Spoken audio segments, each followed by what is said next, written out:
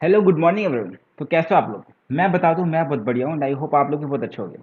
आपको पता होगा हमारा एसएफएम का रिवीजन सीरीज चल रहा है एंड उसमें हमने 7 चैप्टर्स कर लिए हैं और आज हम 8th चैप्टर करने वाले हैं, that is chapter number 11, interest rate risk management, directly from ICAI study material relevant for May 2021 attempt onwards. तो इसमें हम क्या सीखने वाले हैं इस चैप्टर में हम ये सीखने वाले हैं कि इंटरेस्ट रेट में चेंजेस की वजह से जो हमारा जो कैश फ्लो में जो एडवर्स इम्पैक्ट आता है उससे हम कैसे मैनेज कर सकते हैं। ठीक है, तो सबसे पहले इंट्रोडक्शन में हमें ये देखना है कि इंटरेस्ट रेट्स डिटरमिन कैसे होता है, how interest rates are determined.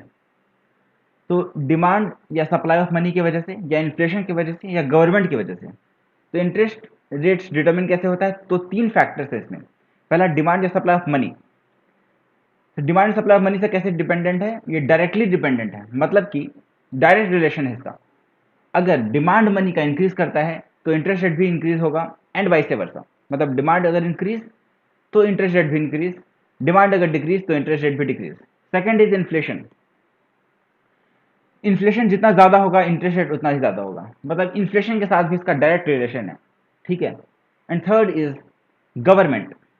Government क्या करती है? वेरियस पॉलिसीज लाती है, जैसे कि वो CRR, SLR या बैंक रेट्स को चेंज कर देती है या फिर ओपन मार्केट ऑपरेशन करती है। ओपन मार्केट ऑपरेशन करती है या फिर CRR, SLR या बैंक रेट्स को चेंज कर देती है या फिर नोट्स प्रिंट करती है। तो उससे क्या करती है गवर्नमेंट कि वो मनी के सप्लाई को, मार्केट में मनी के सप्लाई को चेंज करती है। फॉर एग्जांपल, अगर गवर्नमेंट ने CRR बढ़ा दिया, अगर CRR बढ़ा दिया मतलब कैश रिजर्व रेशियो बढ़ा दिया, तो क्या होगा कि बैंक को अपने पास ज़्यादा रिजर्व रखना पड़ेगा। इसका मतलब बैंक कम लोन दे पाएगी। तो उससे क्या होगा? उससे ये होगा कि मनी का सप्लाई मार्केट में कम होगा। मनी का सप्लाई कम होगा तो उससे एडवर्स इम्पैक्ट पड़ेगा इंटरेस्ट पे, मतलब उससे क्या होगा? इंटरेस्ट रेट हमारा मार्केट में गिर जाएगा। ठीक है, इन्फ्लेशन गिर जाएगा एंड फर्दर इंटरेस्ट रेट भी गिर जाएगा। तो मैंने बताया इंटरेस्ट रेट कैसे डिटरमिन होता है, उसके लिए 3 चीजें हैं। पहला, डिमांड या सप्लाई ऑफ मनी। तो डिमांड से डायरेक्ट रिलेशन है। ठीक है, डिमांड इंक्रीज तो इंटरेस्ट भी इंक्रीज, डिमांड डिक्रीज तो इंटरेस्ट भी डिक्रीज। Second, inflation. इन्फ्लेशन से भी डायरेक्ट रिलेशन है। इन्फ्लेशन इंक्रीज तो इंटरेस्ट रेट भी इंक्रीज, इन्फ्लेशन डिक्रीज तो इंटरेस्ट रेट भी डिक्रीज। इसके बाद गवर्नमेंट।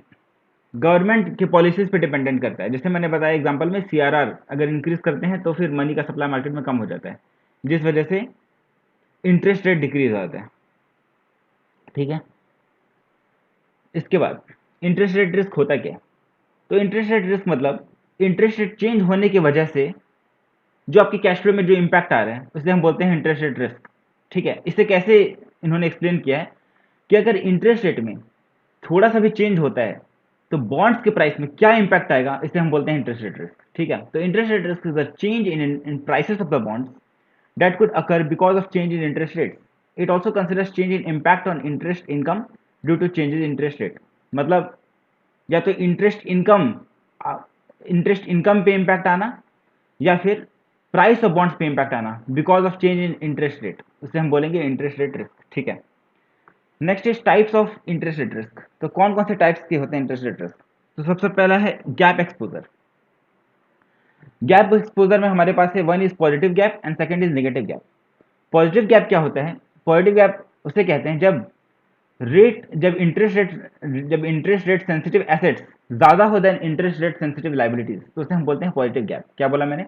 जब interest rate sensitive assets is more than interest rate sensitive liabilities, तो उसे हम बोलते हैं पॉजिटिव गैप। ठीक है, इसमें क्या होता है पॉजिटिव गैप में कि जब भी मार्केट इंटरेस्ट रेट इंक्रीज करता है तो हमारा जो नेट इंटरेस्ट इनकम है, दैट इज NII, वो भी इंक्रीज कर जाता है। ठीक है, तो देखो मैंने क्या बोला, पॉजिटिव गैप और नेगेटिव गैप, दो तरह के गैप्स होते हैं। पॉजिटिव गैप मतलब कि हमारा interest rate sensitive assets is more than interest rate sensitive liability. इसमें क्या होता है कि जब भी हमारा इंटरेस्ट रेट इंक्रीज करता है, मार्केट इंटरेस्ट रेट, तो हमारा नेट इंटरेस्ट इनकम भी इंक्रीज करता है। ठीक है, and vice versa. And second is negative gap. Negative gap में क्या होता है कि बैंक्स के पास जो इंटरेस्ट रेट रिस्क लायबिलिटी होता है, that is greater than the interest rate risk asset, मतलब liability is greater than asset. ठीक है, तो इसमें क्या होता है कि जब भी इंटरेस्ट रेट इंक्रीज करता है तो हमारा नेट इंटरेस्ट इनकम डिक्रीज कर जाता है एंड वाइस वर्सा। ठीक है, तो पॉजिटिव या नेगेटिव गैप को हम यूज करते हैं अर्निंग्स एट रिस्क निकालने के लिए। कैसे निकालते हैं अर्निंग्स एट रिस्क? तो जब भी हम लोग पॉजिटिव या नेगेटिव गैप को मल्टीप्लाई कर देते हैं एज्यूम्ड इंटरेस्ट रेट चेंजेस की वजह से, ठीक है, क्या बोला मैंने, जब भी हम क्या करते हैं पॉजिटिव या नेगेटिव गैप को मल्टीप्लाई कर देते हैं एज्यूम्ड इंटरेस्ट रेट चेंजेस से, तो हमारे पास आ जाता है अर्निंग्स एट रिस्क। ठीक है, जैसे हमने पढ़ा था वार, वैसे ही है E A R, earnings at risk. ये क्या बताता है कि अर्निंग्स मतलब सॉरी इंटरेस्ट रेट में चेंज होने की वजह से हमारे अर्निंग्स पे क्या इंपैक्ट आएगा, उसे हम बोलते हैं अर्निंग्स एट रिस्क। ठीक है, इसके बाद गैप रिपोर्ट की क्या लिमिटेशंस है? ठीक है, तो फर्स्ट लिमिटेशन है the gap report quantifies only the time difference between repricing dates of assets and liabilities but fails to measure the impact of basis and embedded option risk. तो gap report quantify करता है सिर्फ time difference को between the repricing dates of assets and liabilities. तो जो dates है, repricing dates है assets का एंड लायबिलिटीज का, तो उसमें जो टाइमिंग का जो डिफरेंस है ना, सिर्फ उसे वो क्वांटिफाई कर पाता है, मतलब अदर चेंजेस को क्वांटिफाई नहीं कर पाता है, but fails to measure the impact of basis and embedded option risk. But basis and embedded option risk को क्वांटिफाई नहीं कर पाता। ठीक है, second is the gap report also fails to measure the entire impact of a change in interest rate. ठीक है, gap report assumes that all assets and liabilities are matured और repriced simultaneously. तो gap report में हम लोग का assumption ही गलत है, हम लोग क्या मानते हैं इसमें कि all assets and liabilities are matured और रीप्राइस्ड साइमल्टेनियसली, जबकि रियल लाइफ में क्या होता है कि एसेट्स एंड लायबिलिटीज का मैच्योरिटी डेट अलग अलग भी होता है। ठीक है, तो इस वजह से क्या होता है कि it fails to measure the entire impact of change in interest rate. तो इसलिए ये पूरा ही इम्पैक्ट इंटरेस्ट रेट में चेंज होने की वजह से जो ये सारा इम्पैक्ट को निकाल नहीं पाता है, क्योंकि इसके हिसाब से मैच्योरिटी डेट दोनों का सेम होगा, एसेट्स एंड लायबिलिटीज का। ठीक है, तो पहला मैंने क्या बताया कि it only quantifies the time difference between repricing dates of assets and liabilities but fails to measure the impact of basis and embedded option risk। तो basis and embedded option risk के मेजर को वो quantify नहीं कर पाता। ठीक है, second मैंने क्या बताया कि ये ऐसा मानता है कि assets and liabilities are matured simultaneously, matured और रिप्राइस साइमल्टेनियसली, जबकि रियल लाइफ में ऐसा नहीं है। ठीक है, third it does not take into account any differences in the timing of payments. जो पेमेंट्स का जो टाइमिंग है उसमें जो डिफरेंसेस है उसको सही से वो अकाउंट फॉर नहीं कर पाता है। ठीक है, मतलब क्वांटिफाई नहीं कर पाता है because of difference in timing of payment, क्योंकि इसके हिसाब से मैच्योरिटी डेट तो सेम होता है ना एसेट्स एंड लायबिलिटीज का, इसलिए जो डिफरेंस होगा टाइमिंग ऑफ पेमेंट में तो उसे वो क्वांटिफाई नहीं कर पाएगा। ठीक है, the assumption of parallel shift in yield curves seldom happen in the financial market. इसके हिसाब से कि यील्ड कर्व्स का जो शिफ्ट होता है, यील्ड कर्व्स का जो शिफ्ट होता है वो पैरेलल होता है, जबकि रियल लाइफ में ऐसा नहीं होता। यील्ड कर्व का शिफ्ट मतलब कि जो हमारे पास जो वाईटीएम होता है, यील्ड टू मैच्योरिटी, उसका शिफ्ट पैरेलल होता है। मतलब 8% मान लो यील्ड टू मैच्योरिटी है 8%, तो वो सीधा 8% से 9% चले गया, 9% 10 चले जाएगा। मतलब कोई कुछ भी धीरे धीरे करके नहीं जा रहा है, पैरेलल शिफ्ट हो रहा है, मतलब एकदम से रेट चेंज हो जा रहा है वैसा। तो the assumption of parallel shift in yield curve seldom happen in the financial market, but जबकि फाइनेंशियल मार्केट में ऐसा होता नहीं है। ठीक है, next is the gap report also fails to capture the variability in non-interest revenue and expenses, a potential important source of risk to current income। The gap report also fails to capture variability in non-interest revenue and expenses। तो जो variability है और non interest revenue and expenses उसको वो capture नहीं कर पाता है, क्योंकि सिर्फ ये इंटरेस्ट रेवेन्यू एंड एक्सपेंसेस को ही कैप्चर करता है ना, non interest revenue and expenses को कैप्चर नहीं कर पाता है। ठीक है ना, इसके बाद तो ये हमारे हो गए limitations of gap report. Next is basis risk. तो सेकेंड टाइप ऑफ रिस्क कौन सा हो गया? Basis risk. इसमें क्या होता है? The risk that the interest rate of different assets, liabilities and off balance sheet items में change in different magnitude is termed as basis risk. तो बेसिस रिस्क होता क्या है? बेसिस रिस्क वो रिस्क होता है कि जो इंटरेस्ट रेट है एसेट्स का, लायबिलिटीज का and off balance sheet items का, वो अलग अलग रेट से चेंज हो, में चेंज इन डिफरेंट मैग्नीट्यूड, इसे हम बोलते हैं बेसिस रिस्क। तो मतलब डिफरेंट एसेट्स का, liabilities and off balance sheet items का अगर जो इंटरेस्ट रेट है वो डिफरेंट रेट से चेंज होता है तो इस रिस्क को बोलते हैं बेसिस रिस्क। ठीक है, when the variation in market interest rate causes the NII to expand, the banks have experienced favorable basis shifts, and if the interest rate movement causes the NII to contract, the basis has moved against the banks। तो देखो क्या होता है, कभी भी market interest rate में change होने की वजह से एनआईआई अगर इंक्रीज होता है, मतलब मार्केट इंटरेस्ट रेट में इंक्रीज होने से अगर एनआईआई भी इंक्रीज होता है तो उसे हम बोलते हैं फेवरेबल बेसिस शिफ्ट। जबकि market rate interest rate increase होने से अगर एनआईआई डिक्रीज होता है, मतलब नेट इंटरेस्ट इनकम डिक्रीज होता है, तो उसे हम बोलते हैं अनफेवरेबल बेसिस शिफ्ट। ठीक है। इसके बाद next risk is embedded option risk. देखो एम्बेडेड ऑप्शन रिस्क क्या होता है, सबसे पहले आप समझते हैं एम्बेडेड डेरिवेटिव क्या होता है। जैसे मैंने आपको बताया था डेरिवेटिव चैप्टर में कि एम्बेडेड डेरिवेटिव क्या होता है कि आपका मेन कॉन्ट्रैक्ट में, होस्ट कॉन्ट्रैक्ट में कुछ डेरिवेटिव एलिमेंट है, तो उसे हम बोलते हैं डेरिवेटिव, एम्बेडेड डेरिवेटिव। ठीक है। जैसे मैंने आपको एग्जांपल दिया था कि मैं क्या करता हूँ, बैंक से लोन लेता हूँ 10,000 रुपए का, ठीक है, at 8% interest rate for 10 years, तो इसे हम बोलते हैं नॉर्मल कॉन्ट्रैक्ट। ये हो गया मेरा नॉर्मल कॉन्ट्रैक्ट। बट ये इसमें एम्बेडेड एलिमेंट कब आ जाएगा, जब इंटरेस्ट रेट कैसा हो जाए, लाइबोर प्लस 3%, मतलब किसी एक पर्टिकुलर एसेट पे डिपेंडेंट हो, किसी पर्टिकुलर अंडरलाइन पे डिपेंडेंट हो मेरा जो प्राइस है।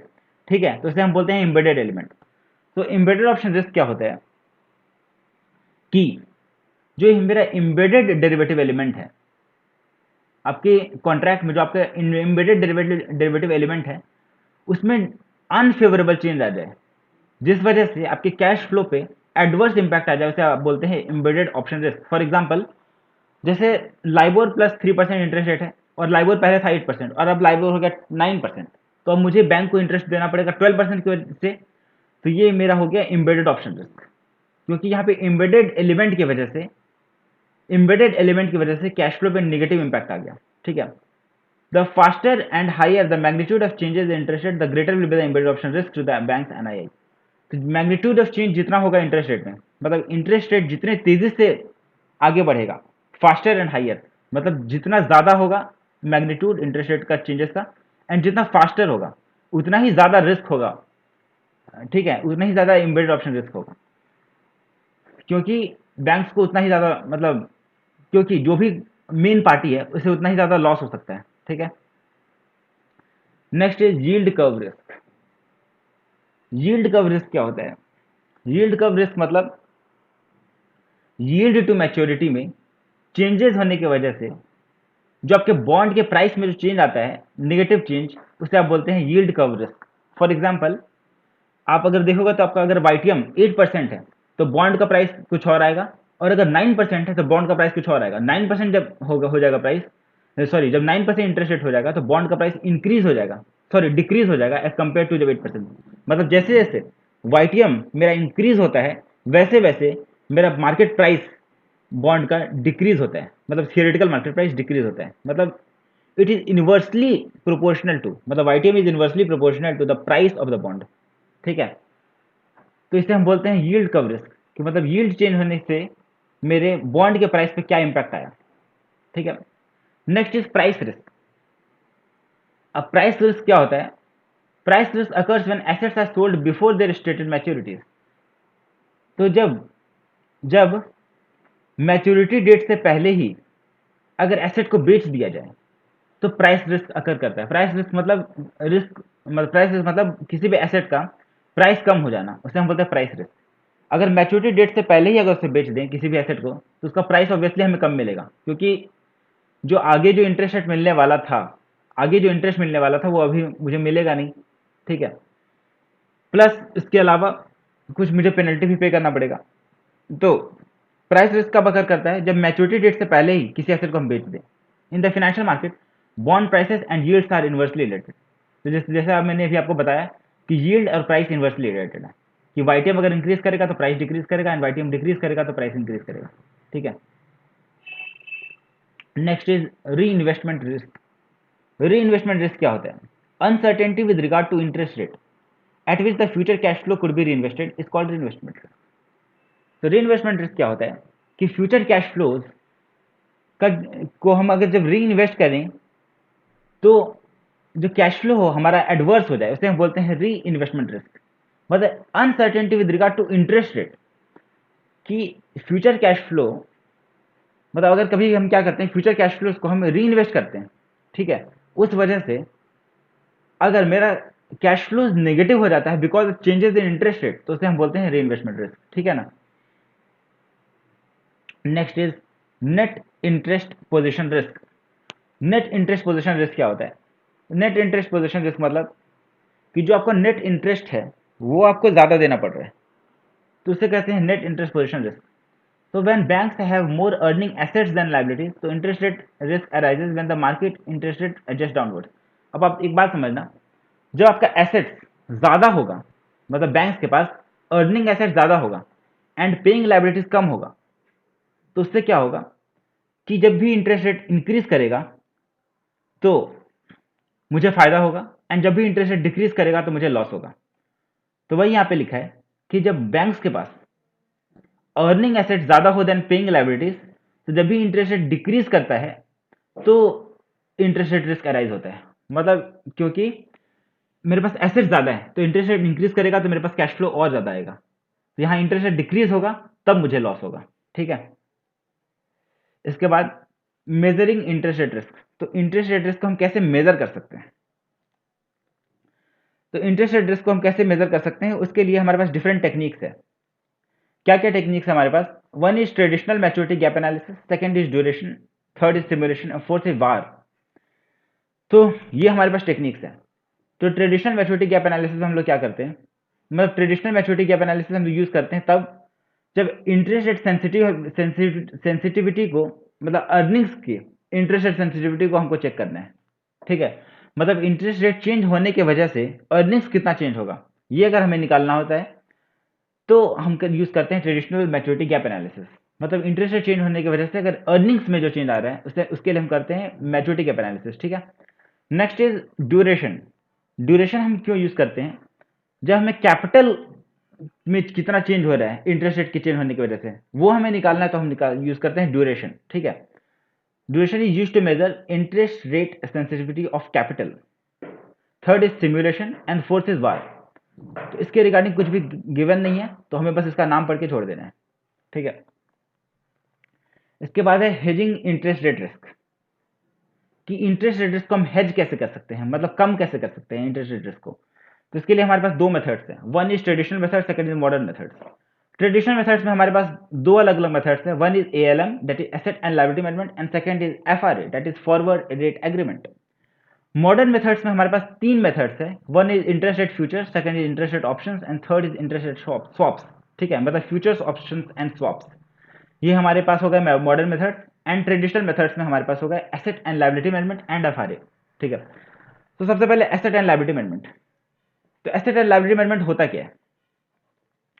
तो एसेट एंड लायबिलिटी मैनेजमेंट एक मैनेजमेंट टेक्निक है जिसमें हम लोग क्या करते हैं, बैलेंस शीट आइटम्स को ऐसे स्ट्रक्चर करते हैं ताकि जो हमारा नेट अर्निंग्स हो फ्रॉम इंटरेस्ट वो हम मैक्सिमाइज कर पाए एक पर्टिकुलर लेवल ऑफ रिस्क पे। मैंने क्या बोला, दोबारा से समझना।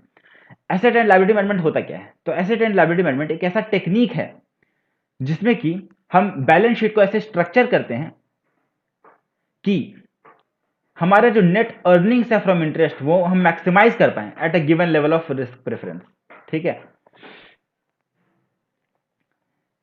इसके बाद asset and liability management basically refers to the process by which an institution manages its balance sheet in order to allow for alternative interest rate and liquidity scenarios. तो बैलेंस शीट को इस तरीके से मैनेज करना है, इस तरीके से बैलेंस शीट को मैनेज करना है ताकि alternative interest rate and liquidity scenarios को हम मतलब अलाउ कर पाए। ठीक है, मतलब बेसिकली क्या होता है कि मैनेज ऐसे करना है बैलेंस शीट को ताकि हम इंटरेस्ट को मैक्सिमाइज कर पाए, ओवरऑल रिस्क प्रेफरेंस हमारा सेम रहे। तो ठीक है, एक पर्टिकुलर लेवल ऑफ रिस्क पे हम क्या कर पाए, अपने अर्निंग्स को मैक्सिमाइज कर पाए, इंटरेस्ट अर्निंग्स को। ठीक है, that is asset and liability management. Second is forward rate agreement. Forward rate agreement एक ऐसा एग्रीमेंट है बिटवीन टू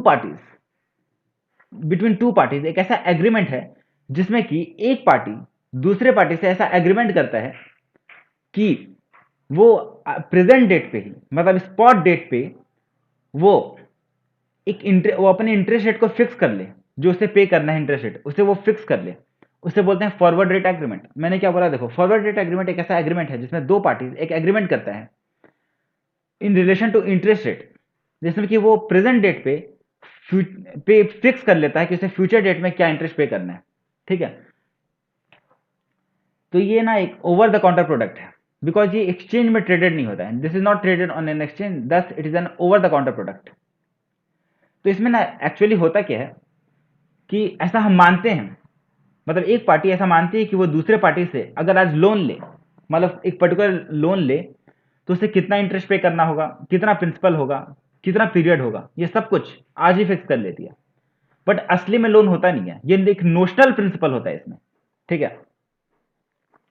तो मैं सबसे पहले आपको फॉर्मूले से बताता हूं आपको, ये इसलिए इसमें यहां लिखा है कि ये ऑफ बैलेंस शीट इंस्ट्रूमेंट है, क्योंकि ये बैलेंस शीट में असली में कुछ होता ही नहीं है, यहाँ पे नोशनल प्रिंसिपल होता है। ऐसा हम मानते हैं कि पार्टी ए पार्टी बी से इतने रुपए का लोन ले रही है, तो वो कितने इंटरेस्ट पे करती है, एंड जो डिफरेंस होता है between the reference rate and the forward rate, ये एक पार्टी दूसरे पार्टी को पे कर देती है, ठीक है। तो इसमें देखो समझना, फाइनल सेटलमेंट कैसे निकालते हैं of the parties, of the amounts owed by the parties to an FRA is determined by the formula payment equal to notional principal into reference rate minus forward rate into days to maturity divided by days in the year upon 1 plus reference rate divided by dtm upon dy into 100, ठीक है। तो देखो n क्या है, notional principal है, are क्या है, reference rate है। रेफरेंस रेट ये कोई भी रेफरेंस रेट हो सकता है, लाइबोर माइबोर किसी भी चीज पे डिपेंडेंट हो सकता है, ठीक है ना। तो लाइबोर माइबोर सीपीआई डब्ल्यूपीआई किसी भी रेफरेंस पे डिपेंडेंट हो सकता है, ये this is reference rate. And F R is forward rate, forward rate मतलब जिस रेट पे मैंने, मतलब दोनों पार्टीज ने एग्री किया है, ठीक है। तो अगर reference rate is greater than the forward rate, तो जो भी सेलर है वो बायर को पे करेगा, ठीक है। मैंने क्या बोला, अगर reference rate is greater than the forward rate, तो seller will pay to the borrower, या seller will pay to the buyer, ठीक है। या ऐसे बोल सकते हैं lender will pay to the borrower, ठीक है। जबकि when the reference rate is less than forward rate, तो seller will receive the money from the borrower, या seller will receive the money from the buyer, ठीक है। तो अगर मतलब ये टोटल जो अमाउंट है ये अगर पॉजिटिव आ जाता है तो सेलर पे करेगा बायर को, जबकि ये अगर अमाउंट नेगेटिव आ जाता है तो बायर पे करेगा सेलर को, ठीक है। और यहाँ पे हम डिनोमिनेटर में ये क्यों कर रहे हैं, 1 plus R R upon D T M upon D Y, because ये हम कर रहे हैं सिर्फ प्रेजेंट वैल्यू पे ला रहे हैं, ठीक है। एंड प्रेजेंट वैल्यू के लिए हम लोग रेफरेंस रेट ले रहे हैं, मतलब लाइबोर या माइबोर वाला रेट।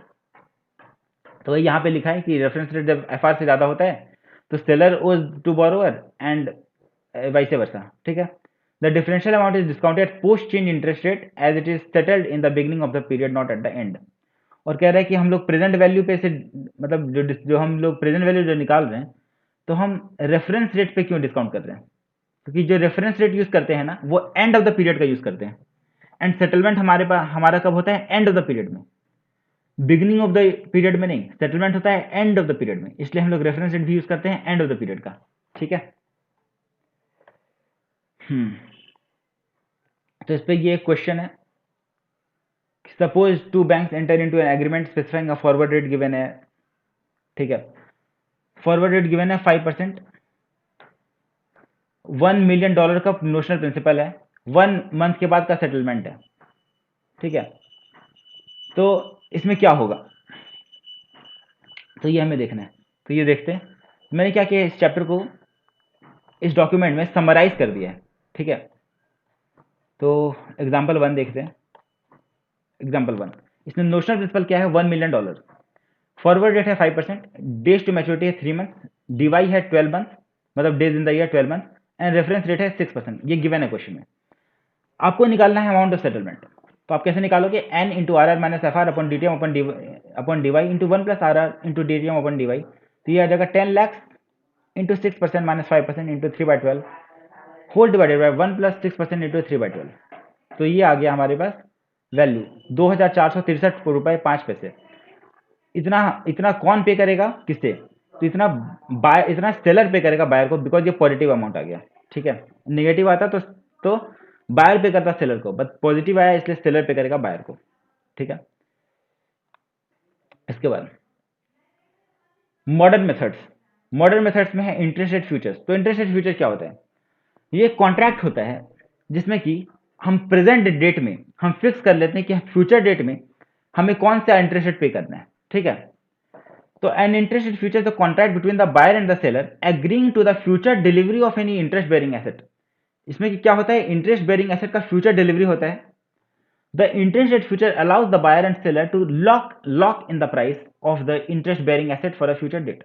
इसमें क्या होता है, एक इंटरेस्ट बेरिंग एसेट का फ्यूचर डिलीवरी होता है एंड इसमें हम लोग क्या करते हैं कि हम आज ही करंट डेट पे हम लॉक कर देते हैं अपने प्राइस को, मतलब price of the interest bearing asset को हम लॉक कर देते हैं आज ही, इसलिए हम बोलते हैं इंटरेस्ट रेट फ्यूचर। तो interest rate futures are used to hedge against the risk that interest rate will move to an adverse direction, move in an adverse direction, causing a cost to the company। तो interest rate futures से क्या होता है कि हम hedge कर सकते हैं, मतलब अपने रिस्क को कम कर सकते हैं। कौन से रिस्क को, कि इंटरेस्ट रेट चेंज होगा नेगेटिव डायरेक्शन में, इस रिस्क को हम कम कर सकते हैं। ठीक है, a borrower will enter to sell a future today, then if interest rate rise in the future, the value of the future will fall and hence a profit can be made when closing out of the future। तो देखो इसमें क्या होगा कि borrower आज मान लो एक future में एंटर कर गया, ठीक है, इंटरेस्ट रेट फ्यूचर में आज एंटर कर गया बोरोअर, और मान लो अगर फ्यूचर इंक्रीज कर जाता है मार्केट में, तो वो क्या करेगा, वो उसको बेच देगा एंड बेच करके ज्यादा कमा लेगा। जैसे मतलब क्या होता है कि मान लो बोरोअर क्या करेगा कि borrower will enter to sell a future today, आज एंटर कर जाएगा to sell a future today, then if interest rate rise in the future, the value of the future will fall। तो फ्यूचर का value क्या हो जाएगा, कम हो जाएगा। तो पहले क्या कर देगा, शॉर्ट सेल कर देगा, मतलब बोरोअर पहले ही सेल कर देगा इसको। तो मान लो 9% पे उसने सेल कर दिया और बाद में मान लो इंटरेस्ट रेट हो गया 10%, ठीक है। तो जब इंटरेस्ट रेट 10% हो गया तो प्राइस मार्केट का क्या हो गया, मतलब किसी भी बॉन्ड का प्राइस क्या हो गया, घट गया, क्योंकि जब भी इंटरेस्ट रेट बढ़ेगा दैट इज वाईटीएम बढ़ेगा तो प्राइस घटेगा किसी भी पर्टिकुलर बॉन्ड का या फिर किसी भी एसेट का, ठीक है। तो प्राइस घट गया तो क्या करेगा वो, अब उसे वो बाय कर लेगा, तो पहले वो सेल करेगा एंड बाद में बाय कर लेगा, जो डिफरेंस आएगा वो प्रॉफिट हो गया, ठीक है। तो ये कर सकता है, इसे हम बोलते हैं शॉर्ट सेलिंग करना। Bonds form the underlying instruments not the interest rate further IRF settlement. तो इसमें बॉन्ड्स में क्या होता है कि अंडरलाइंग इंस्ट्रूमेंट्स को हम लोग फॉर्म करते हैं, ठीक है, मतलब अंडरलाइंग इंस्ट्रूमेंट पे डिपेंडेंट करता है बॉन्ड का वैल्यू, इंटरेस्ट रेट पे नहीं। Further IRF settlement is done at 2 levels, mark to market settlement done on a daily basis and physical delivery. तो जो आईआरएफ सेटलमेंट होता है वो 2 लेवल्स पे होता है। First is mark to market settlement daily basis में and second is physical delivery on the expiry. तो मार्क टू मार्केट सेटलमेंट में क्या होता है कि हर दिन जो भी मार्केट प्राइस होता है उस प्राइस पे हम ले आते हैं मार्केट प्राइस को, ठीक है, जो भी मार्केट प्राइस है उस प्राइस पे हम ले आते हैं बॉन्ड के प्राइस को, ठीक है, मतलब एसेट प्राइस को हम लोग क्या करते हैं मार्केट प्राइस पे ले आते हैं हर दिन एंड जो डिफरेंस होता है उसे हम पे कर देते हैं। तो ये हो जाता है मार्क टू मार्केट सेटलमेंट, कि जो डिफरेंस आएगा हर दिन का मार्केट का प्राइस का डिफरेंस उतना पे करना या उतना रिसीव करना, this is called mark to market settlement. Second is physical delivery on the expiry. तो एक्सपायरी पे क्या कर सकते हैं, फिजिकल डिलीवरी कर सकते हैं। तो ये होता है हमारे पास, मतलब 2 अलग अलग लेवल्स होते हैं आईआरएफ सेटलमेंट में, मतलब इंटरेस्ट रेट फ्यूचर्स में। Final settlement can happen only on the expiry date, final settlement सिर्फ एक्सपायरी डेट पे होगा। In IRF following are 2 important terms. IRF में कौन कौन से टर्म्स हैं हमारे पास, one is conversion factor, second is cheapest to delivery that is CTD. Conversion factor में क्या होता है, तो कन्वर्जन फैक्टर को हम लोग यूज करते हैं एक्चुअल डिलीवरी प्राइस निकालने के लिए। किसी एक डिलीवरेबल बॉन्ड का एक्चुअल प्राइस क्या होगा वो हम निकालने के लिए यूज करते हैं कन्वर्जन फैक्टर को। जैसे ये बीटा है, बीटा उसी तरह से कन्वर्जन फैक्टर है। जब फ्यूचर्स प्राइस में कन्वर्जन फैक्टर को हम लोग मल्टीप्लाई करते हैं तो उसी तरह तो हमारे पास आ जाता है एक्चुअल डिलीवरी प्राइस। तो एक्चुअल डिलीवरी प्राइस क्या कितना आएगा, एक गिवन डिलीवरेबल बॉन्ड का एक्चुअल डिलीवरी प्राइस कितना आएगा, this is equal to conversion factor into futures price. तो कन्वर्जन फैक्टर को जब फ्यूचर्स प्राइस से आप मल्टीप्लाई करोगे तो आपके पास आ जाएगा एक्चुअल डिलीवरी प्राइस, ठीक है। Next is cheapest to delivery, CTD। The cheapest to deliver is the bond that minimizes difference between the quoted spot price of bond and the future settlement price adjusted by the conversion factor।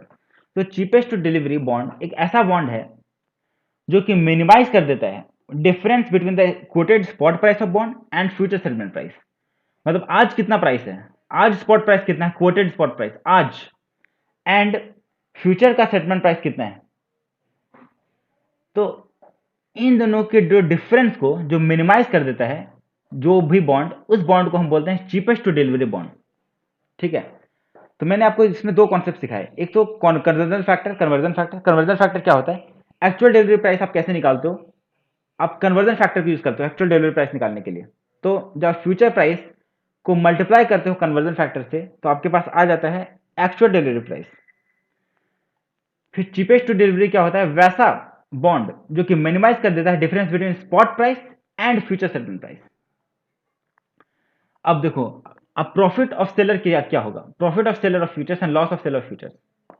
तो जो आप क्या करोगे, future settlement price into conversion factor. आपने क्या किया, future settlement price into conversion factor जब आपने मल्टीप्लाई किया, ठीक है, future settlement price into conversion factor को आपने मल्टीप्लाई किया किस चीज से, coated spot price of the deliverable bond से, तो आपके पास आ जाएगा प्रॉफिट ऑफ सेलर। तो जब आप coated settlement price into conversion factor आप निकालोगे तो ये आपका आ जाएगा एक्चुअल प्राइस, एंड जब आप माइनस कर दोगे इसे कोटेड स्पॉट प्राइस से, मतलब actual price minus coated spot price, जब आप करोगे actual price of the deliverable bond minus coated spot price, तो आपके पास आ जाएगा प्रॉफिट ऑफ सेलर। ठीक है, प्रॉफिट कैसे निकालोगे, actual price minus coated spot price. But actual price कैसे निकालते हो, future settlement price into conversion factor. ठीक है, future settlement price into conversion factor को आप बोलते हो actual price, and actual price minus coated spot price कर दोगे तो आपके पास क्या आ जाएगा, प्रॉफिट ऑफ सेलर, एंड इसका रिवर्स कर दोगे तो आ जाएगा लॉस, या फिर सब सेम ही तरीके से निकालो, एंड अगर ये नेगेटिव आ गया तो लॉस और पॉजिटिव आ गया तो profit, simple. That bond is chosen as CTT bond which either maximises the profit और मिनिमाइजेज द लॉस। तो वैसे बॉन्ड को हम सीटीटी बॉन्ड चूज करते हैं, चीपेस्ट डिलीवरी बॉन्ड, जो कि या तो प्रॉफिट को मैक्सिमाइज कर दे या लॉस को मिनिमाइज कर दे। ठीक है, next is interest rate options. Interest rate options को हम इंटरेस्ट रेट गारंटी भी कहते हैं। ये क्या होता है, इट इज एन ऑप्शन, मतलब ये ऑप्शन है, राइट नहीं है, मतलब ये ऑप्शन है, ऑब्लिगेशन नहीं है। तो option is a right but not the obligation, and acts as insurance by allowing businesses to protect themselves against adverse interest rate movements and while allowing them to benefit from favorable movements.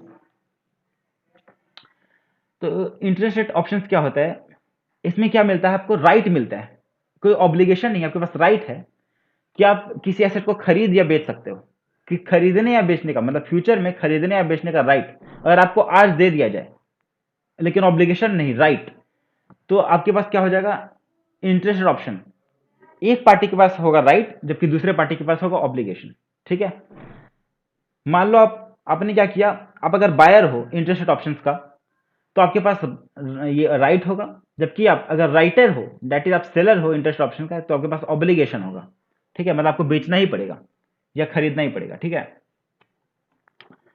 तो interest option क्या होता है, interest option होता है किसी particular asset जो कि dependent है ऑन इंटरेस्ट रेट पे, ठीक है, उससे आप या तो खरीद सको या बेच सको, इसका आपके पास अगर राइट है तो इसे हम बोलते हैं इंटरेस्ट रेट ऑप्शन। या फिर आप क्या कर सकते हो, डायरेक्ट इंटरेस्ट रेट में डिफरेंस को आप रिसीव कर लो, तो उसे आप बोलते हैं इंटरेस्ट रेट ऑप्शन। तो ये डायरेक्ट इंटरेस्ट रेट में डिफरेंस का को रिसीव करने का आपके पास जो अगर राइट है तो इससे हम बोलेंगे interest rate option. It should be noted that the IRO is basically a series of FRAs which are exercisable at predetermined benchmarked index interest rates on each period, say 3 months, 6 months, etc. Some of the important types of interest rate options are as follows. तो कौन कौन से types के होते हैं interest rate option? One is cap option, also called cap option. The buyer of an interest rate cap pays the seller at a premium in return for the right to receive the difference in the interest cost on some notional principal amount anytime a specified index or market interest rate rises above a stipulated cap rate. तो पहला है हमारे पास cap option. ठीक है, cap option में क्या होता है कि आप एक कैप लगा देते हो, मतलब हायर लिमिट।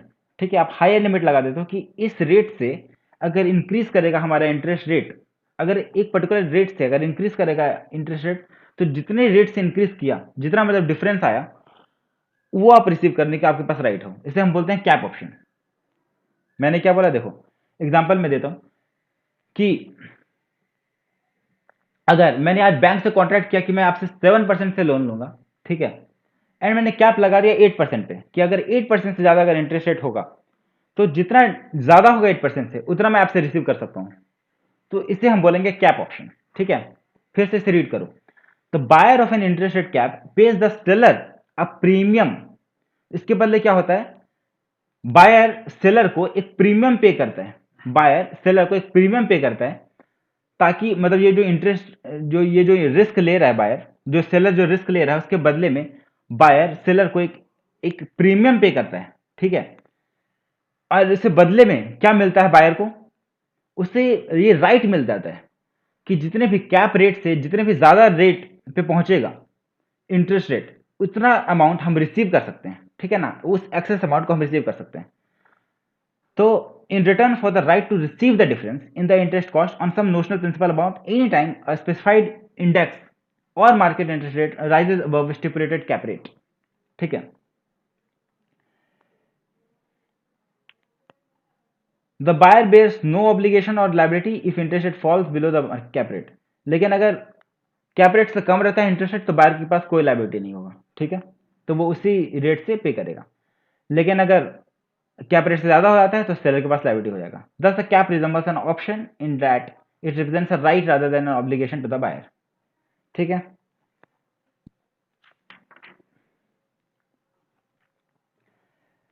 तो characteristics of interest rate cap, तो इसमें क्या होता है, एक नोशनल प्रिंसिपल अमाउंट होता है, ठीक है।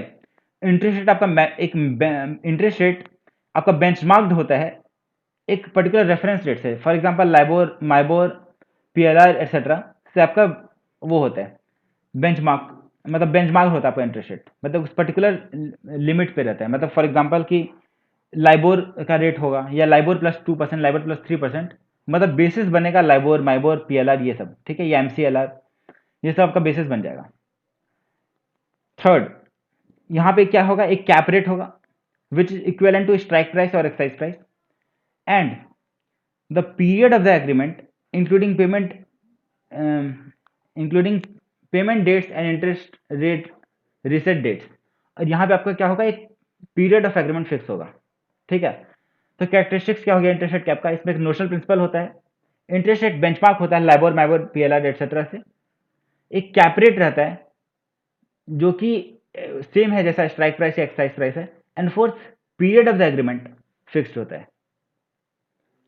इसे आप कैसे निकालते हो, तो the amount of payment is determined by the formula n into max of 0, r minus rc into dt upon d dy, ठीक है, मतलब number of days in the year. तो ये कैसे, ये क्या है, तो देखो n is principal, for example 10 lakh का प्रिंसिपल है तो 10 लाख हो गया n, max of 0 r minus RC, मतलब जो इंटरेस्ट रेट जितना ज्यादा होगा आरसी से उतना हमें मिलेगा, ठीक है।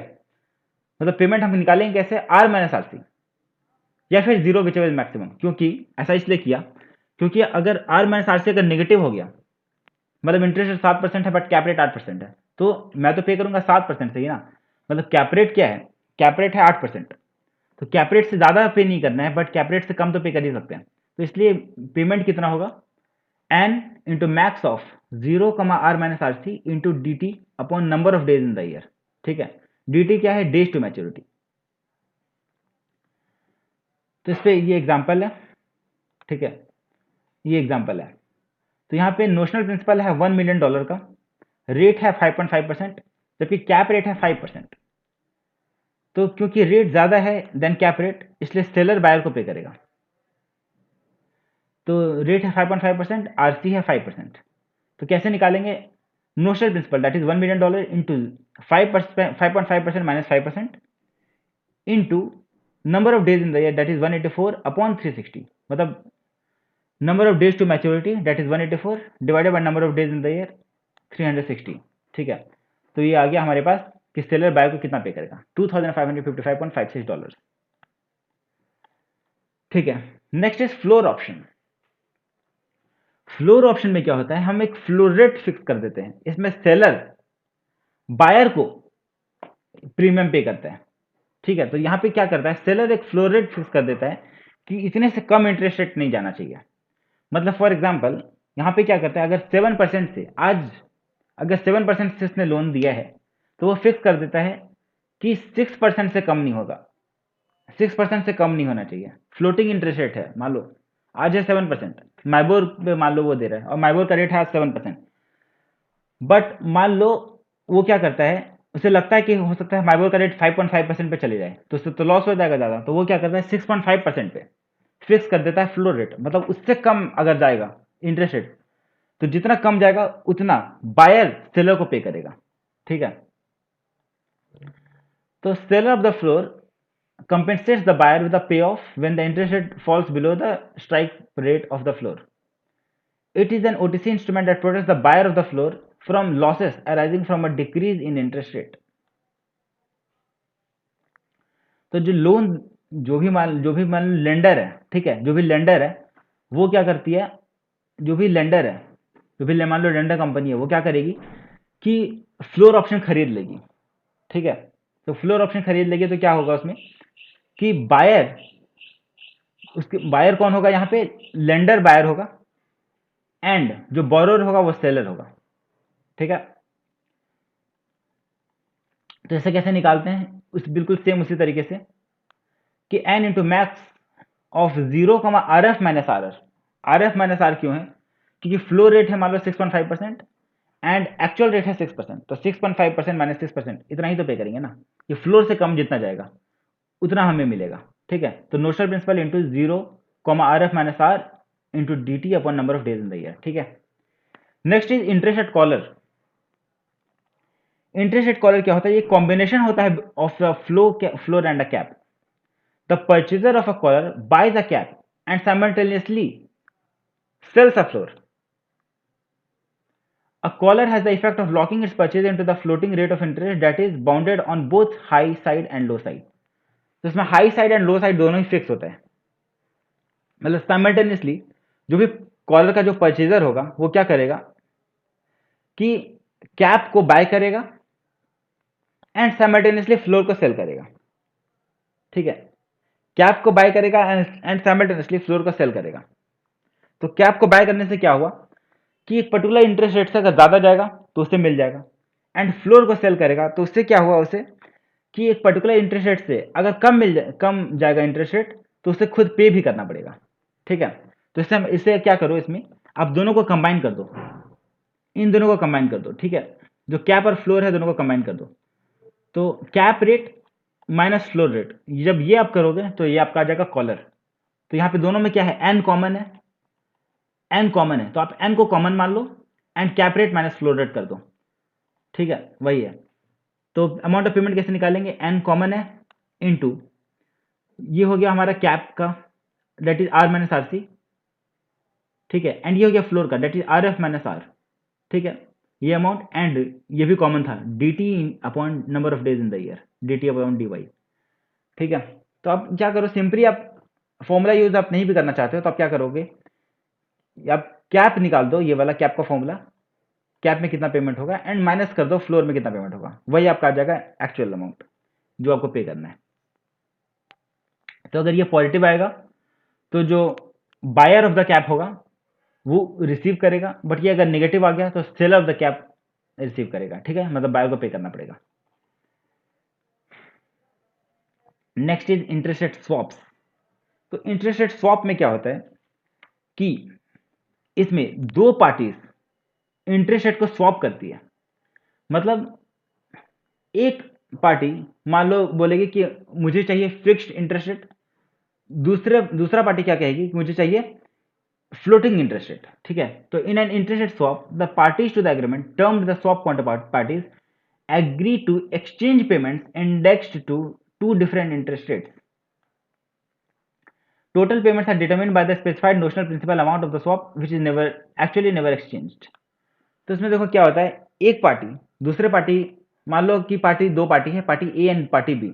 ठीक है, पार्टी ए को 8% से रिसीव करना है, फ्लोट फिक्स्ड इंटरेस्ट रेट 8% पे रिसीव करना है, जबकि जो पार्टी बी है उसे क्या करना है, पार्टी बी को फ्लोटिंग इंटरेस्ट रेट पे मान लो लाइबोर प्लस 3% पे रिसीव करना है। तो एट द एंड ये क्या करती है, बोथ पार्टीज इंटरेस्ट रेट को स्वैप कर लेती है, ठीक है। तो मतलब पार्टी बी का इंटरेस्ट रेट पार्टी ए को मिलेगा, पार्टी ए का इंटरेस्ट रेट पार्टी बी को मिलेगा, this is interest rate swap, ठीक है। इसके बाद है स्वैप डीलर्स। स्वैप डीलर्स कौन कौन से होते हैं? The intermediary collected as a brokerage fee as compensation but it did not maintain a continuing role once the transaction was completed. The contract was between the two ultimate swap users who exchange payments directly. तो इसमें swap dealers कौन कौन से हो जाएंगे?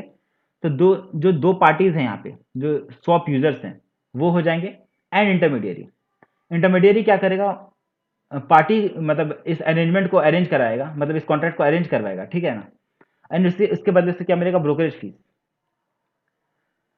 लेकिन एक बार जब ट्रांजेक्शन कंप्लीट हो गया तो उसका कोई रोल नहीं रह जाता है इंटरमीडियरी का, ठीक है।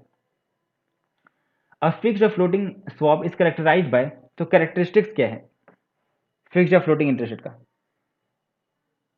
तो तो फिक्स्ड या floating swap is characterized by a fixed interest rate.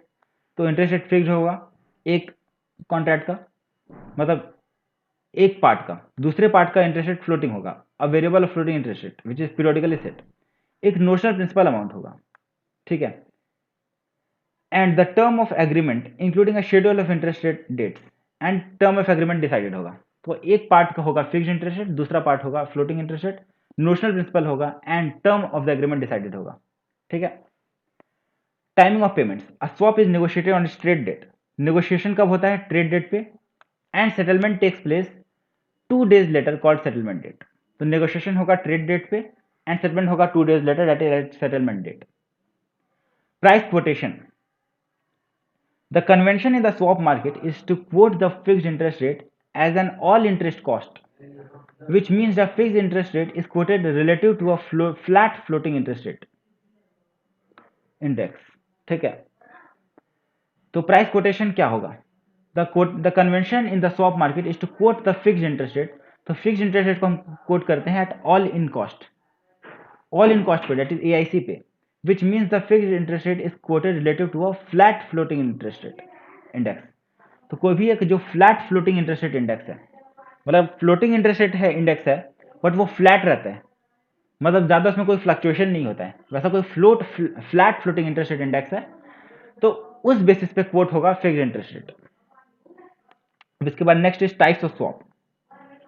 कौन कौन से टाइप्स ऑफ स्वैप्स होते हैं? तो first is plain vanilla swap, second is basis rate swap, third is asset swap and the fourth is amortising swap, ठीक है। सबसे पहले प्लेन वैनिला स्वैप क्या होता है? प्लेन वैनिला स्वैप में हम लोग क्या करते हैं? फिक्स्ड इंटरेस्ट रेट लोन को फ्लोटिंग रेट लोन के साथ स्वैप करते हैं, तो ऑल्सो कॉल्ड जेनेरिक स्वैप और coupon swap, and it involves the exchange of a fixed rate loan to a floating rate loan over a period of time and that too on notional principle। तो अगर fixed rate loan को अगर floating rate loan के साथ अगर exchange करते हैं तो इसे हम बोलते हैं प्लेन वनीला स्वैप, ठीक है। इसमें पेमेंट कैसे निकालते हैं? तो अगर सेमी एनुअल पेमेंट अगर निकालना है, semi annual fixed rate payment, semi annual fixed rate payment निकालना है तो सिंपल है, principal into interest rate into period, ठीक है। तो प्रिंसिपल हो गया हमारा notional principal that is N, rate हमारा होता है इसमें all in cost that is AIC into, क्योंकि सेमी एनुअल है इसलिए 180 डिवाइड बाई 360 या 1/2 भी कर सकते हो या 6/12, ठीक है। इसके बाद फ्लोटिंग रेट रिसीट कैसे निकालेंगे? ये हम निकालेंगे N into rate into DT upon 360। N is notional principal, R is floating rate and DT मतलब number of days to maturity divided by 360, that is number of days in the year. सबसे पहला था हमारे पास plain vanilla swap. Plain vanilla swap में क्या होता है? फिक्स्ड इंटरेस्ट रेट लोन को फ्लोटिंग रेट लोन के साथ हम एक्सचेंज करते हैं and that to a notional principal, इसे हम बोलते हैं plain vanilla swap. Second is basis rate swap. Basis rate swap is similar to plain vanilla swap with the difference that payments is based on the difference between two different variable rates। तो देखो plane vanilla swap को हम non generic swap भी बोलते हैं, ठीक है। And ये बहुत ही सिमिलर होता है प्लेन वनीला स्वैप के साथ, बट एक डिफरेंस क्या है इसमें कि इसमें ना दोनों इंटरेस्ट रेट वेरिएबल ही होते हैं, जैसे प्लेन वाला स्वैप में क्या होता है, एक फिक्स्ड इंटरेस्ट रेट लोन है, दूसरा फ्लोटिंग रेट लोन है। इसमें क्या है कि दोनों लोन्स वेरिएबल हैं, ठीक है, दोनों लोन्स वेरिएबल हैं, मतलब टू डिफरेंट वेरिएबल रेट्स को हम अगर स्वैप कर रहे हैं तो उसे हम बोलते हैं basis rate swap. For example, one rate में be 1 month LIBOR and the other rate में बी 3 months लाइबोर। तो 1 month लाइबोर को हम 3 months लाइबोर के साथ अगर हम स्वैप कर रहे हैं तो उसे हम बोलेंगे basis rate swap. In other words, two legs of swap are floating but measured against different benchmarks. तो दो लेग्स ऑफ स्वैप दोनों फ्लोटिंग है लेकिन बेंचमार्क दूसरा है। जैसे 1 month लाइबोर और 3 month लाइबोर दो अलग बेंचमार्क है, या 1 month लाइबोर एंड 1 month माइबोर दोनों अलग अलग बेंचमार्क है। तो 1 month लाइबोर एंड 1 month माइबोर को भी हम अगर हम एक्सचेंज करते हैं तो उसे भी बोलेंगे basis rate swap. Next is asset swap. तो एसेट स्वैप क्या होता है? इसमें होता है exchange of fixed rate investments such as bonds which pay a guaranteed coupon rate with floating rate investments such as index। तो अगर हम फिक्स्ड इंटरेस्ट रेट इन्वेस्टमेंट को फ्लोटिंग इंटरेस्ट रेट इन्वेस्टमेंट के साथ अगर हम स्वैप करते हैं तो उसे बोलते हैं एसेट स्वैप। क्या बोला मैंने? इन्वेस्टमेंट को हम एक्सचेंज कर रहे हैं, मतलब फिक्स्ड इंटरेस्ट रेट इन्वेस्टमेंट को फ्लोटिंग इंटरेस्ट रेट इन्वेस्टमेंट के साथ अगर हम एक्सचेंज कर रहे हैं तो उसे हम बोलेंगे asset swap. Next is amortising swap. Amortising swap क्या होता है? अमोर्टाइजिंग स्वैप एक वैसा स्वैप होता है जिसमें कि नोशनल प्रिंसिपल डिक्लाइन करता है during the life of the swap, ठीक है। तो an interest rate swap in which the notional principal for the interest rate payment declines during the life of the swap, उसे हम बोलते हैं इंटरेस्ट रेट अमोर्टाइजिंग स्वैप। मतलब notional principal मेरा amortise कर रहा है। तो मैंने क्या बताया, चार तरह के स्वैप मैंने बताए। कौन कौन से? First is plain vanilla swap, second is basis rate swap, third is asset swap and fourth is amortising swap. मैंने क्या बोला? Plain vanilla swap, basis rate swap, amortising swap and asset swap, ठीक है। प्लेन वैनिला स्वैप में क्या होता है? Floating rate and fixed rate का एक्सचेंज। बेसिस रेट स्वैप में क्या होता है कि टू डिफरेंट वेरिएबल रेट्स का एक्सचेंज। एसेट स्वैप में क्या होता है? फ्लोटिंग रेट इन्वेस्टमेंट का फिक्स्ड रेट इन्वेस्टमेंट के साथ एक्सचेंज। एंड अमोर्टाइजिंग स्वैप में क्या होता है? ये एक वैसा इंटरेस्ट रेट स्वैप है जिसमें कि आपका जो प्रिंसिपल है, नोशनल प्रिंसिपल, वो डिक्लाइन करता है over the life of the swap. They are particularly useful for borrowers who have issued redeemable bonds और डिवेंचर्स। तो वैसे बोरोवर्स के लिए सूटेबल है जो कि रिडीमेबल बॉन्ड्स और डिवेंचर्स जिन्होंने इशू किए हैं, ठीक है। It enables them to interest rate hedging with redemption profile of bonds और डिवेंचर्स। इससे क्या होता है? हेजिंग होता है, इंटरेस्ट रेट हेजिंग होता है, ठीक है ना। Next is swaptions. तो स्वॉप्शंस क्या होता है? स्वॉप्शंस जैसा नाम से आपको पता चल रहा है वही है, स्वैप प्लस ऑप्शन। स्वैप मतलब स्वैप करना, मतलब दो रेट्स को आपस में एक्सचेंज कर लेना, that is swap. And options में क्या होता है? आपके पास राइट होता है बट ऑब्लिगेशन नहीं होता है। तो स्वॉप्शंस में क्या होता है? होल्डर के पास एक राइट होता है but not the obligation to enter into an interest rate swap at a specific date in the future at a particular fixed interest rate and for a specified term. मतलब specified term के लिए fixed rate पे future date में option होता है कि वो interest rate swap में एंटर कर सकें, ठीक है। तो it gives the holder the right but not the obligation to enter into interest rate swap at a specific date in the future at a particular fixed rate and for a specified term। तो आप समझ गए स्वॉप्शंस क्या होता है? स्वॉप्शंस एक ऐसा option होता है, डेट एक ऐसा राइट होता है जिसमें कि होल्डर के पास राइट होता है कि वो इंटरेस्ट रेट स्वैप में एंटर कर सके at a specific date in the future at a fixed interest rate for a fixed term, ठीक है। There are two types of swaption contract, जिसमें होता है a fixed rate payers option and second is fixed rate receiver option. Fixed rate payers option में क्या होता है?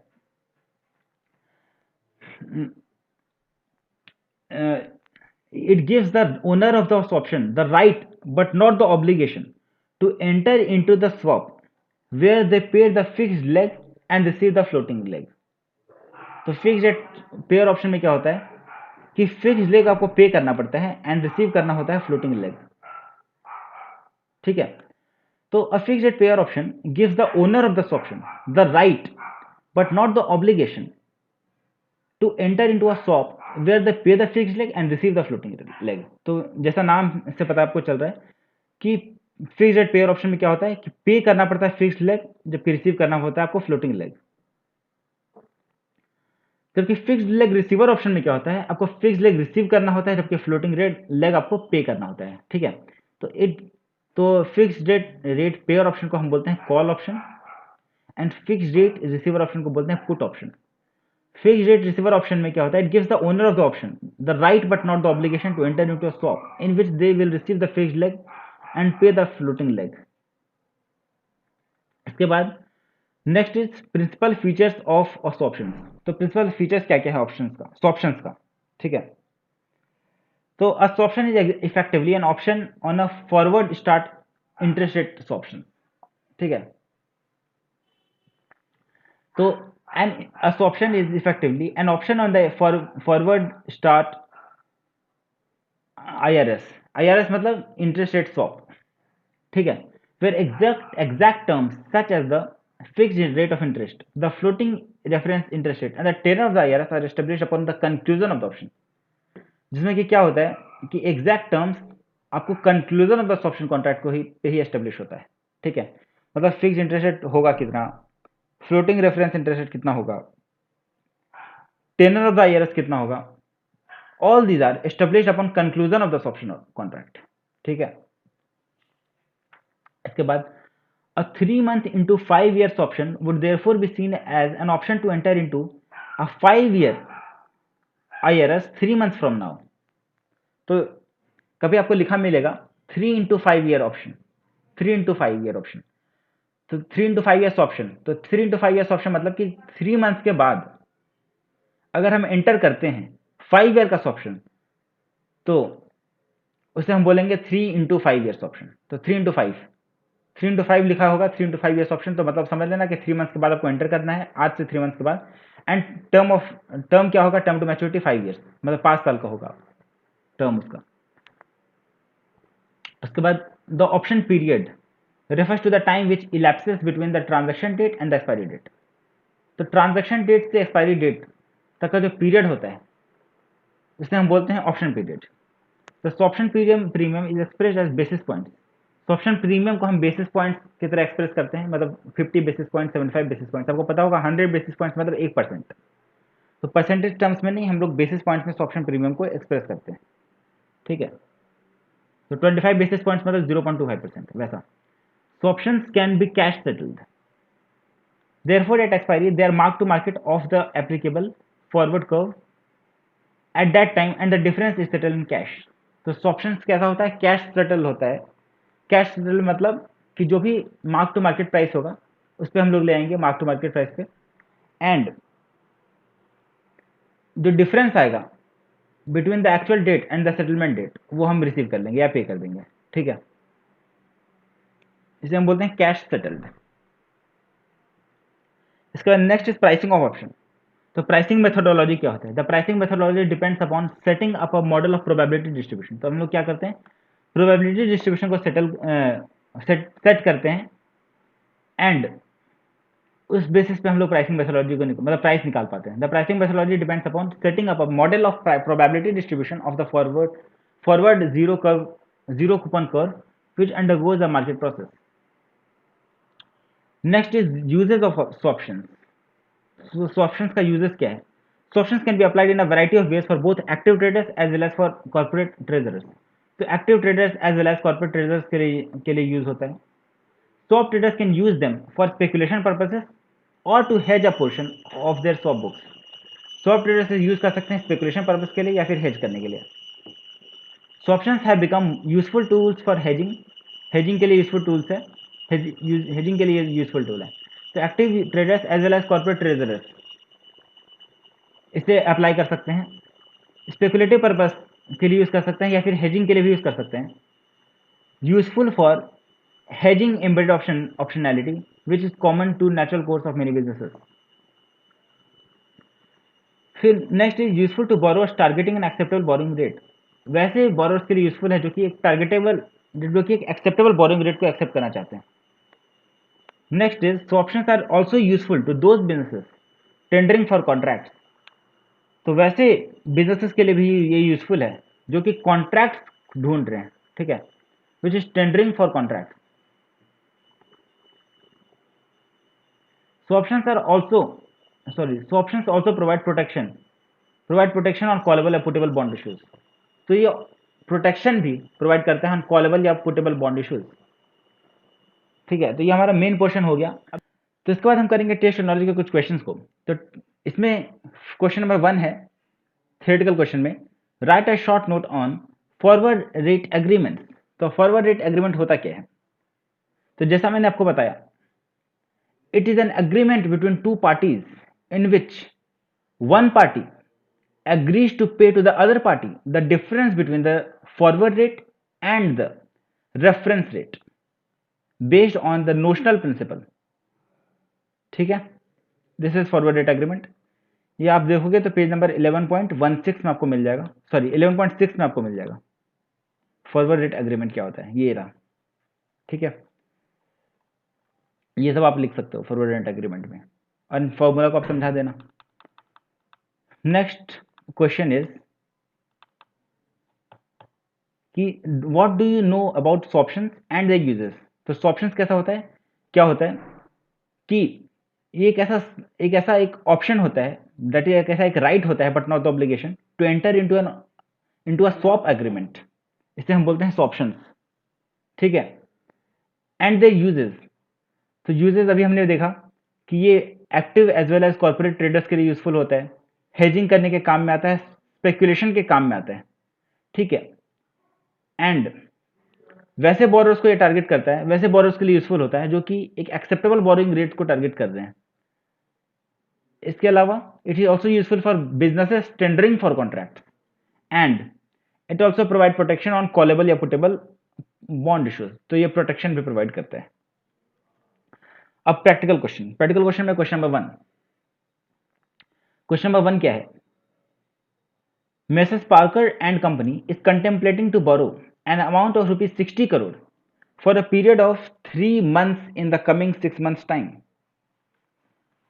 तो मिस्टर पार्कर एंड कंपनी क्या कर रहा है, मतलब मिस्टर पार्कर एंड कंपनी क्या करती है, it is contemplating to borrow an amount of 60 crore.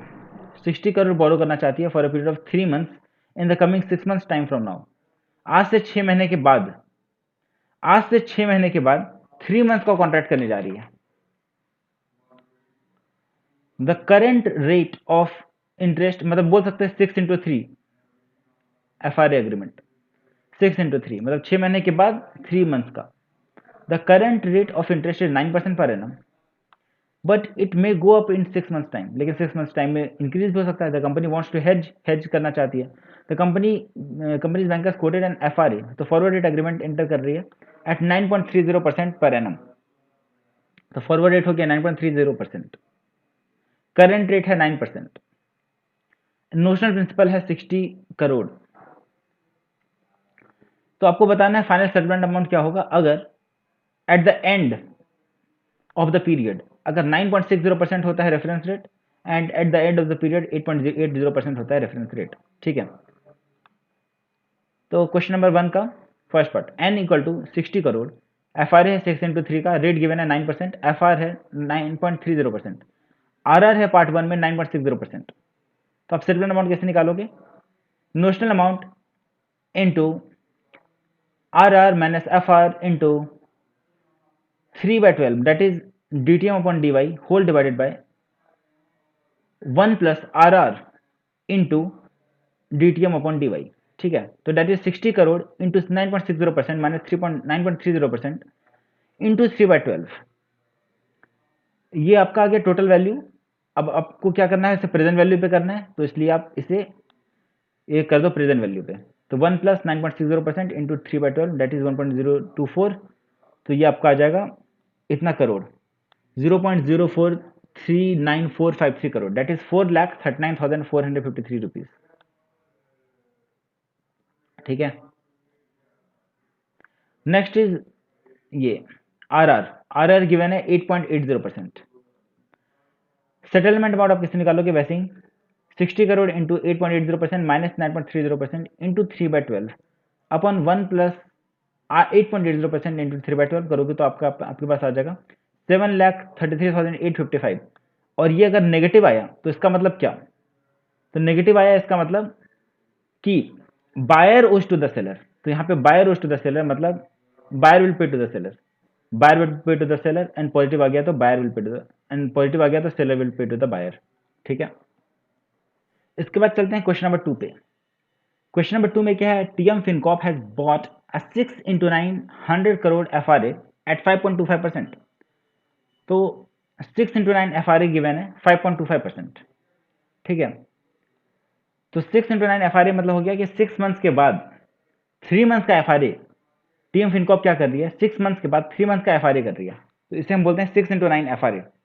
ठीक है, जो एफआरए होता है, एफआरए उसमें जो हम वो करते हैं, कोटेशन करते हैं, वो अलग तरीके से करते हैं। उसमें हम लोग कैसे करते हैं कि आज से कितने महीने के बाद हम कर रहे हैं कॉन्ट्रैक्ट, दैट इज 6 महीने बाद, एंड कितने पीरियड का कर रहे हैं।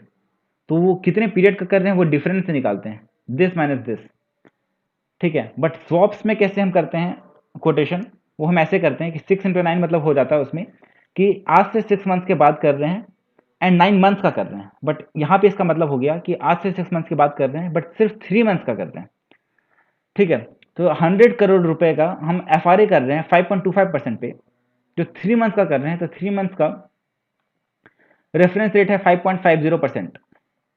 ठीक है, तो मेरे पास रेफरेंस रेट गिवन है 5.50, फॉरवर्ड रेट है 5.25% एंड नोशनल प्रिंसिपल है 100 करोड़ का।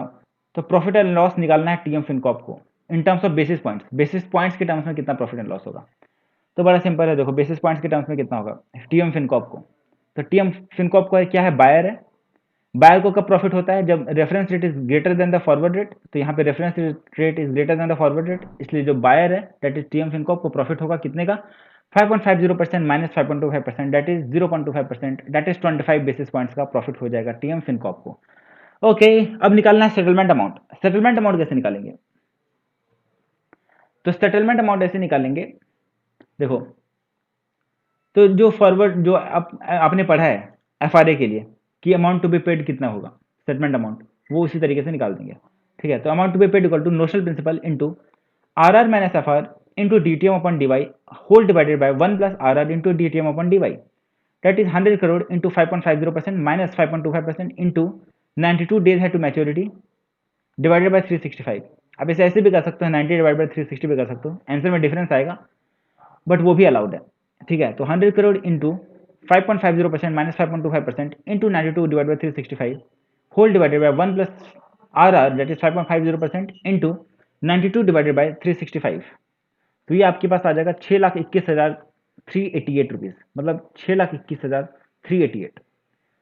ये आपको पे करना है, मतलब टीएम फिनकॉप को रिसीव करना है कितना? 6,21,388 रुपीज़। इसके बाद चलते हैं क्वेश्चन नंबर 3 पे। क्वेश्चन नंबर 3 में क्या है? XYZ limited borrows 15 million pound of 6 months LIBOR plus 10%। 15 million pound borrow कर रही है XYZ limited at LIBOR plus 6%। ठीक है, 6 months LIBOR plus 10% for a period of 24 months, 24 months के लिए। The company anticipates a rise in LIBOR, hence it proposes to buy a cap option from its bankers at the strike rate of 8%. Strike rate कितना है? 8%। 8% का strike rate है, मतलब LIBOR का rate 8% से ज़्यादा नहीं होना चाहिए। लाइबोर का रेट अगर 8% से ज़्यादा होगा तो जितना ज़्यादा होगा बायर उतना ही ज़्यादा रिसीव करेगा बैंकर से। ठीक है, the lump sum premium is 1% for the entire reset periods and the fixed rate of interest is 7% per annum. The actual position of LIBOR during the forthcoming reset periods given है. You are required to show how far interest rate risk is hedged through cap option. For calculation, work out figures at each stage up to 4 decimal points and amount nearest to pounds, and it should be part of working notes. ठीक है, तो बड़ा simple है, करना क्या है question में? Settlement amount निकालना है। ठीक है, हर रिसेट पीरियड पे सेटलमेंट अमाउंट निकालना है। तो यहाँ देखो लाइबोर है 9% एंड ये स्ट्राइक रेट है 8%, तो ये 1% बायर रिसीव करेगा बैंकर से। ठीक है, सिंपल है, 6 मंथ के हिसाब से। उस तरीके से यहाँ पे 1.5% रिसीव करेगा एंड यहाँ पे 10%। तो ये एक पार्ट ऑफ द क्वेश्चन तो हो गया कि बायर बैंकर से कितना रिसीव करेगा। बट आपने देखा होगा कि कभी भी जब भी बायर एंटर करता है एक ऑप्शन में, ऑप्शन कॉन्ट्रैक्ट में, ठीक है, तो वो क्या करता है, प्रीमियम पे करता है। तो प्रीमियम पे करेगा, बट कितना प्रीमियम पे करेगा तो वो निकालना पड़ेगा। तो इस क्वेश्चन में ये खास बात है कि पूरे बुक में कहीं पे भी और गिवन नहीं है कि प्रीमियम कैसे निकालते हैं, बट इस क्वेश्चन में ये खास बात है कि प्रीमियम निकालना सिखाया गया है। तो mark this question is important, ठीक है। तो प्रीमियम निकालना सिखाया गया हमें। तो प्रीमियम कैसे निकालते हैं समझना। तो प्रीमियम कैसे निकालते हैं, क्वेश्चन नंबर 3 में देखो, premium payable to bank P equal to R P divided by 1 upon R 1/i minus 1/i into 1 + i to power t into amount, ठीक है। देखो प्रीमियम कैसे निकालते हैं, प्रीमियम इक्वल टू अमाउंट को आप मल्टीप्लाई कर दो रेट ऑफ प्रीमियम से, amount multiplied by rate of premium. तो यहाँ पे हमारा रेट ऑफ प्रीमियम क्या था, 1% था रेट ऑफ प्रीमियम। क्वेश्चन में गिवन है कि 1% रेट ऑफ प्रीमियम है, ये देखो लमसम प्रीमियम इज 1%, तो 1% हमारे पास रेट ऑफ प्रीमियम है, ठीक है। तो ये हो गया हमारा RP, RP is 1% into amount, मतलब अमाउंट मतलब जितना का आप लोन ले रहे हो। तो 15 मिलियन पाउंड्स का शायद आप लोन ले रहे थे, ठीक है, 15 मिलियन, तो आपका 15 मिलियन पाउंड्स हो जाएगा आपका अमाउंट। तो amount into RP whole divided by 1/i, I क्या है, फिक्स इंटरेस्ट रेट। तो फिक्स इंटरेस्ट रेट था 7%, ये रहा फिक्स इंटरेस्ट रेट 7%। तो ये आपका हो जाएगा 7%, बट 7% पर एनम है, बट यहाँ पे मेरा रिसर्च पीरियड कितना है, 6 मंथ। तो 6 मंथ्स का फिक्स इंटरेस्ट रेट कितना हो जाएगा, 0.035, डेट इज 7/2। तो 1/0.035 हो जाएगा minus 1/0.035 into 1 + 0.035 to the power T कितना हो जाएगा, हमारे पास 4 रिसेट पीरियड्स है, बिकॉज 6 मंथ्स का रिसेट पीरियड्स है और टोटल 24 मंथ्स है। तो 24 डिवाइड बाई 6 डेट इज हमारे पास 4 रिसेट पीरियड्स है। तो यहाँ पे हो जाएगा 4, तो टी हो जाएगा 4। बट फोर्थ रिसेट पीरियड, जो फोर्थ रिसेट पीरियड है वो क्या है, वो उस दिन पे मैच्योर हो जाएगा, ठीक है। तो उस दिन पे मैच्योर हो जाएगा। तो हमें जो निकालना है, हमें क्या निकालना है कि पेमेंट हम कितना करेंगे बैंक को, या बैंक हमें कितना करेगी payment at each reset periods, maturity date पे को छोड़ के, मतलब मैच्योरिटी डेट पे कितना पेमेंट होगा वो नहीं, बाकी कितना हेजिंग हुआ वो निकालना है हमें, ठीक है। तो हम बैंक को कितना करेंगे और बैंक हमें कितना करेगी। तो सबसे पहले तो निकाल लेते हैं। तो इस तरीके से देखो, प्रीमियम में हम ये वैल्यू अगर पुट कर देंगे, ये सारा 0.01 upon 1/0.035 minus 1/0.035 into 1.035 to the power 4, ये सब अगर हम कर दें इंटू अमाउंट, अमाउंट है हमारे पास 15 मिलियन पाउंड्स का, तो ये सब कर दें तो हमारे पास वैल्यू आ जाएगा 40,872, ठीक है। इन्होंने कुछ राउंड ऑफ कर रखा है, इस वजह से इनका वैल्यू 40,861 है, बट ये वैल्यू अभी आप ले सकते हो, बहुत क्लोज ही है 40,000, क्योंकि इन्होंने बोला था नियरेस्ट 4 डेसिमल्स तक लेना, बट मैंने यहाँ पे 5 डेसिमल्स भी यूज़ कर लिया, तो इसलिए थोड़ा 11 रुपये का डिफरेंस, मतलब 11 पाउंड का डिफरेंस आ गया। बट आप ये वैल्यू भी ले सकते हो, कोई दिक्कत नहीं है, ठीक है। तो ये वैल्यू आ गया हमारे पास 40,872 पाउंड। ये कौन, बायर बैंकर को इतना पे करेगा, ठीक है, 40,872 पाउंड। अब हम बैंकर, मतलब बैंकर हमें कितना पे करेगी, तो वो हम निकालेंगे। तो देखो हमारे पास स्ट्राइक प्राइस कितना था, 8%, जबकि स्ट्राइक प्राइस था हमारे पास 8%, जबकि अभी लाइबोर कितना है, 9%। तो 1% हमें पे करना पड़ेगा, मतलब दे विल पे, हम मतलब दे विल पे एस। तो 15 मंथ इंटू 1% इंटू 6/12, तो equal to 75,000। Second reset period में 15 month into 1.5% into 6/12, that is 1,12,500। And third reset period पे 15 month into 2% into 6/12, that is 1,50,000। तो टोटल हमें कितना मिलेगा, 3,37,500, ये हमें मिलेगा टोटल 3,37,500। बट प्रीमियम हम बैंकर को कितना पे करेंगे, 40,872, 40,872, 40,872 हर रिसेट पीरियड पे। तो टोटल हम इतना पे करेंगे 1,22,616। तो इन दोनों का जो डिफरेंस है ये हमें नेट गेन हो जाएगा। तो net amount received from bank equal to 2,14,884। तो हमें यही एक्चुअली निकालना था कि कितने अमाउंट का हेजिंग हो रहा है एक्चुअली, मतलब नेट गेन कितना हो रहा है हेजिंग की वजह से। तो इतने का गेन हो रहा है 2,14,884। अब आप देखोगे तो इनका थोड़ा सा डिफरेंस आ सकता है, 40,861 इन्होंने प्रीमियम लिया है, तो इस वजह से इनका टोटल कितना आ गया, 2,14,917, जबकि हमारा टोटल कितना है 2,14,884। मतलब कितने का डिफरेंस आ गया 16 + 17 दैट इज 33 रुपीज़ का डिफरेंस आ गया। ठीक है, इतना चलता है। इसके बाद चलते हैं नेक्स्ट क्वेश्चन पे। नेक्स्ट क्वेश्चन पे चलते हैं, question number 4। Suppose a dealer quotes all in cost for a generic swap at 8% against 6 month LIBOR. तो ऑल इन कॉस्ट कितना है 8% अगेंस्ट 6 मंथ लाइबोर। ठीक है, एआईसी आपको पता है क्या होता है, एआईसी मतलब fixed interest rate. If the notional principal is 5 lakh, notional principal है 5 लाख का, calculate semi annual fixed rate payment. आपको semi annual fixed rate payment निकालने का क्या कहा गया है, बड़ा सिंपल है, 5 लाख इंटू 8% इंटू 6/12। ठीक है, ये हो जाएगा आपका ऑल इन कॉस्ट, मतलब ये आपका हो जाएगा सेमी एनुअल फिक्स्ड पेमेंट। ठीक है, नेक्स्ट आपको क्या निकालना है, find the first floating rate payment for one above if the 6 month period from the effective date of swap to the settlement date comprises 181 days and that the corresponding LIBOR was 6% on the effective date of swap। अब आपको निकालना है floating rate payment. Floating rate payment क्या कैसे निकालोगे, 5 lakh into 6% into 181 divide by 365।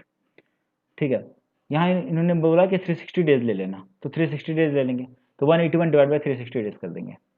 ठीक है, ये हो जाएगा हमारे पास फ्लोटिंग रेट पेमेंट। एंड हमें क्या निकालना है, swap, how much the fixed rate payer would pay to the floating rate payer. तो fixed rate payer floating rate payer को कितना पे करेगा, तो वो हम निकालेंगे। ठीक है, तो देखो कैसे निकालेंगे। Question number 4, all in cost given है 8%, एन गिवन है नोशनल प्रिंसिपल 5 लाख। तो सेमी एनुअल फिक्स्ड पेमेंट पहले निकाल दो, 5 lakh into 8% into 6/12 that is 20,000 आ गया। इसके बाद फ्लोटिंग रेट पेमेंट निकाल दो, that is 5 lakh into 6% into 181 divide by 360, तो ये आ गया 15,083 फ्लोटिंग रेट पेमेंट। ठीक है, एंड फ्लोटिंग रेट पेमेंट वाला पेयर कितना पे करेगा 20,000, जबकि सॉरी फिक्स रेट वाला कितना पे करेगा 20,000, जबकि फ्लोटिंग रेट वाला कितना पे करेगा 15,083। तो इन दोनों का डिफरेंस हम नेट पे करेंगे, नेट सेटलमेंट बेसिस पे पेमेंट हो रहा है, तो नेट सेटलमेंट कितने का होगा 4,917। तो fix rate payer floating rate payer को 4,917 पे करेगा नेट। ठीक है, तो बस ये हो गया net amount to be paid. इसके बाद नेक्स्ट क्वेश्चन, नेक्स्ट क्वेश्चन है derivative bank entered into a plain vanilla swap. Plain vanilla swap आपको पता है, फिक्स्ड रेट इंटरेस्ट लोन के जगह पे फ्लोटिंग रेट इंटरेस्ट लोन का एक्सचेंज करना, इसे हम बोलते हैं प्लेन वनीला स्वैप। तो derivative bank entered into a plain vanilla swap through an overnight index swap on a payment of ₹10 crore, मतलब principal of 10 crore, and agree to receive MIBOR overnight floating rate for a fixed payment on the principal. तो receive करेगा MIBOR floating rate. ठीक है, MIBOR overnight floating rate को receive करेगा, जबकि pay करेगा fix rate को, मतलब देखो for a fix rate payment on the principal. तो पेमेंट क्या कर रहा है फिक्स रेट को, रिसीव क्या कर रहा है floating rate. The swap was entered into on Monday 2 August 2010 and was to commence on 3 August. 3 August से स्टार्ट हो रहा है and run for a period of 7 days, 7 days तक चलने वाला है। 1 2 3 4 5 6 इंटरेस्ट रेट से गिवन है, because Sunday is a holiday, तो अगले 7 डेज तक चलेगा। But Sunday is a holiday, तो मंडे को हमें 2 दिनों का इंटरेस्ट रेट मिलेगा। ठीक है, संडे का भी मंडे का भी। क्वेश्चन ये है कि if derivative bank received 317 rupees net on settlement, calculate fixed rate and interest under both legs. तो इंटरेस्ट हमें निकालना है बोथ लेग्स में, एंड ये कह रहा है कि अगर 317 रुपीज हमें मिल रहा है नेट सेटलमेंट पे, तो फिक्स्ड रेट पेमेंट हमें निकालना है, बड़ा सिंपल है। तो क्या करना है कि हम रिसीव कर रहे हैं फ्लोटिंग और पे कर रहे हैं फिक्स्ड, तो फ्लोटिंग रेट हमें नेट एक्स्ट्रा मिल रहा है 317 रुपये, तो फ्लोटिंग रेट माइनस 317 रुपये करेंगे तो फिक्स्ड रेट आ जाएगा। तो हमें फ्लोटिंग रेट बेसिकली निकालना है। ठीक है, तो फ्लोटिंग रेट निकाल देंगे कंपाउंड इंटरेस्ट के हिसाब से। ठीक है, तो हमारे पास ये गिवन है days, Tuesday Wednesday Thursday Friday Saturday and Sunday and Monday. Saturday and Sunday हमने एक साथ इसलिए लिया क्योंकि हमें मंडे का क्योंकि संडे ऑफ है। ठीक है, संडे ऑफ है, तो हमने सैटरडे एंड संडे 2 दिन एक साथ ले लिया हमने। कि 2 दिन का इंटरेस्ट एक साथ एक्यूमुलेट हुआ होगा। ओके, तो प्रिंसिपल कितना है? प्रिंसिपल है 10 लाख, माइबोर है 7.75%, ये गिवन है माइबोर 7.75%, ठीक है, अलग अलग रेट्स पे माइबोर गिवन है 7.75%। तो इंटरेस्ट रेट आ गया इस हिसाब से 7.75% into 10 lakh, sorry into 10 crore into 1/365, मतलब एक दिन का निकालना है आपको, तो 21,233 आ जाएगा। उसी तरीके से वेंसडे का निकाल लो, या फिर इसमें क्या करोगे, प्रिंसिपल प्लस इंटरेस्ट करोगे, क्योंकि आपको कंपाउंड इंटरेस्ट का आपको कॉन्सेप्ट लगाना है, ठीक है। तो 10,21,233 इंटू 8.15% डिवाइडेड बाय 365 करोगे तो 22,334 आ जाएगा। 365 से डिवाइड इसलिए कर रहे हो क्योंकि आपको एक डे का इंटरेस्ट निकालना है। इस तरीके से हर दिन करते जाना, बट सैटरडे एंड संडे के लिए आप 2 दिन के लिए कैलकुलेट करना, ठीक है, इंटू 2/365। एंड फिर फाइनली आपके पास ये आ जाएगा value interest under floating rate. आप इसे ऐड कर दोगे सबको तो आ जाएगा interest under floating rate, and minus कर दो कि नेट अमाउंट कितना रिसीव हो गया, तो आपका आ जाएगा फ्लोटिंग रेट, फिक्स रेट। इसके बाद चलते हैं क्वेश्चन नंबर 6 पे। क्वेश्चन नंबर 6 में क्या है, AINC and BINC intend to borrow $2 lakh and $2 lakh in yen respectively for a time horizon of 1 year. The prevalent interest rates are as follows: AINC, BINC. The prevalent exchange rate is $1 equal to 120 yen. They entered in a currency swap under which it agreed that BINC will pay AINC at the rate 1% over the yen loan interest rate, which the latter will have to pay as a result of the agreed currency swap, whereas AINC will reimburse interest to BINC only to the extent of 9%. Keeping the exchange rate invariant, quantify the opportunity gain or loss component of the ultimate outcome resulting from the designed currency swap. ठीक है, तो देखो question में क्या है, बड़ा simple सा question है। AINC को चाहिए $2 लाख का लोन, जबकि BINC को चाहिए $2 लाख के इक्विवेलेंट का येन, ठीक है, एंड एक्सचेंज रेट है $1 इक्वल टू 120 येन। मतलब बेसिकली BINC को क्या चाहिए, $2 लाख के इक्विवेलेंट का येन, दैट इज 2,40,00,000 का येन, जबकि AINC को चाहिए $2 लाख का लोन, बट येन मिल रहा है AINC को सिर्फ 5% पे, ठीक है, सिर्फ 5% पे, जबकि BINC को येन मिल रहा है 8% पे। तो इन्होंने क्या किया कि इन्होंने स्वैप एग्रीमेंट में ये एंटर कर गए, ठीक है, मतलब AINC लोन लेगी येन में, जबकि BINC लोन लेगी डॉलर में।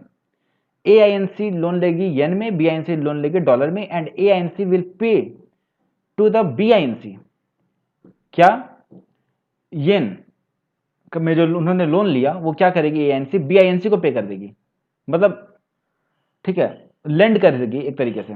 तो AINC क्या करेगी कि 5% पे बोरो करेगी एंड 6% पे लेंड कर देगी BINC को। इन्होंने लिखा है BINC will pay AINC at the rate 1% over the yen loan interest rate, मतलब जो येन लोन का जो इंटरेस्ट रेट है उससे 1% एक्स्ट्रा बी को पे करना पड़ेगा ए को, ठीक है।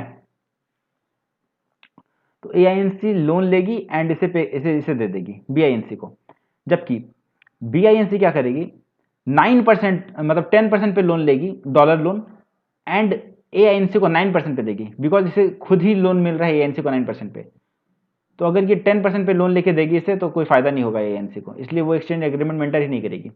तो इस वजह से ये 10% पे लोन लेकर के 9% पे देगी। तो हमें निकालना क्या है कि कितना गेन कितना होगा AINC एंड BINC को। तो बड़ा सिंपल है, देखो BINC 10% पे लोन लेगी एंड 9% पे इसे दे देगी, मतलब 1% का नुकसान हो गया। 1% of $2 lakh is equal to $2,000, तो मतलब $2,000 का नुकसान हो गया BINC को, डायरेक्ट हमने निकाल लिया। अब निकालते हैं BINC को गेन कितना हुआ, BINC को कितना गेन हुआ।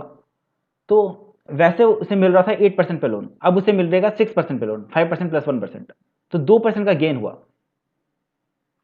तो 2% का गेन हुआ, 2% of $2 lakh is equal to $4,000। तो $4,000 माइनस $2,000 का यहाँ पे उससे वो हुआ, नुकसान हुआ, तो $4,000 माइनस $2,000 इक्वल टू $2,000। तो $2,000 का उसे नेट गेन हो जाएगा BINC को, ठीक है। जबकि AINC को कितना गेन होगा, AINC को कितना गेन होगा वो देखो। तो AINC को कितना गेन होगा कि 5% उन्होंने क्या किया, 5% येन लोन लिया, ठीक है, जबकि इसे कितने पे दिया, 6% पे, तो AINC को कितने का गेन हो गया, 1% का गेन हो गया। तो 1% ऑफ 2000 मतलब $200,000 that is $2 lakh equal to $2,000। तो AINC को $2,000 का गेन हो गया, और इस वाले ट्रांजैक्शन पे तो उससे कोई लॉस गेन नहीं हुआ, क्योंकि वैसे भी उसे 9% पे मिलता, अभी भी 9% पे उसे मिल गया। तो AINC को कितना गेन हो गया, 200,000 मतलब $2,000, जबकि BINC को कितना गेन हो गया, $2,000। ठीक है, तो बड़ा सिंपल है, इसी तरीके से निकाल देंगे। तो लोन अमाउंट कितना है, $200,000, इतना येन है, तो इतना का येन हो गया, 2,40,00,000 का येन हो गया। इंटरेस्ट AINC BINC को कितना पे करेगा, मतलब AINC को कितने पे लोन मिलेगा, 5%, जबकि BINC को वो कितने पे देगी, 6% पे। तो इससे यहाँ पे 1% का गेन हो जाएगा। तो 1% of 2,40,000 yen that is equal to 2,40,000 yen. तो 1% of 2,40,00,000 yen equal to 2,40,000 yen equal to $2,000 का से गेन हो जाएगा। एंड BINC को कितना गेन होगा, इसी तरीके से 2% इंटू 2,40,000 येन इक्वल टू $4,000 का BINC को गेन हो जाएगा। बट उसे लॉस भी होगा, क्योंकि वो 10% पे लोन लेकर के 9% पे देगी, तो उससे लॉस हो जाएगा। तो ये देखो, BINC को नेट गेन इतना होगा, $4,000 माइनस $2,000 इक्वल टू $2,000 का, दैट इज इक्वल टू 2,40,000 येन का, जबकि AINC को नेट बेनिफिट हो जाएगा $2,000 का। ठीक है, तो इसी तरीके से निकाल देंगे। बहुत ही सिंपल सा मेथड है। ICAI की बुक में 2-3 मेथड गिवन है प्रैक्टिस मैनुअल में, उसमें से ये भी एक मेथड है, तो आप ये मेथड फॉलो कर सकते हो। और एक कॉम्प्लिकेटेड सा भी थोड़ा सा एक मेथड है, ज़्यादा कॉम्प्लिकेटेड नहीं, थोड़ा कॉम्प्लिकेटेड है, तो वो भी आप फॉलो कर सकते हो। इसके बाद है next question. Next question is question number 7। A textile manufacturer has taken floating interest rate loan of 40 lakh rupees on 1st April 2012. The rate of interest at the inception of loan is 8.5% per annum. Interest to be paid every year. Interest every year पे करना है on 31st March and the duration of loan is 4 years. 4 years का loan है, 40 lakhs का principal है, 8.5% interest rate है per annum. In the month of October 2012, the Central Bank of the country releases following projections about the interest rates likely to prevail in future. तो central bank जो भी country का जो central bank था, उसने क्या किया, प्रोजेक्शंस निकाला। जैसे इंडिया का सेंट्रल बैंक कौन है, RBI, तो RBI ने क्या किया, प्रोजेक्शंस निकाला कि ये हो सकता है इंटरेस्ट रेट होगा। प्रोजेक्शंस का हमें कोई काम नहीं है, तो ये कुछ कुछ प्रोजेक्शंस निकाला, ये प्रोजेक्शंस है, तो इग्नोर कर दो इसको। मैं ऐसे बोलूँ, ऐसे कर दो, ऐसे, ठीक है, लेकिन फिर भी पढ़ लेंगे एक बार, मतलब आप बिल्कुल ही इग्नोर कर सकते हो अब प्रोजेक्शंस को, लेकिन फिर भी एक बार पढ़ लेते हैं। On 31st March 2013 at 8.75%, on 31st March 2014 at 10%, on 31st March 2015 at 10.5%, and 31st March 2016 at 7.75%. Show how this borrowing can hedge the risk arising out of expected rise in the interest rate when he wants to peg his interest cost at 8.5% per annum. तो इन्होंने क्या किया, cap लगा दिया, interest cap 8.5% per annum का cap लगा दिया। अब ये कह रहा है कि ये कैप लगाने की वजह से कितना फायदा होगा इसे, तो इन इंटरेस्ट रेट का हमें कोई काम नहीं है, ठीक है, हमें काम है इन इंटरेस्ट रेट का जो नीचे गिवन है।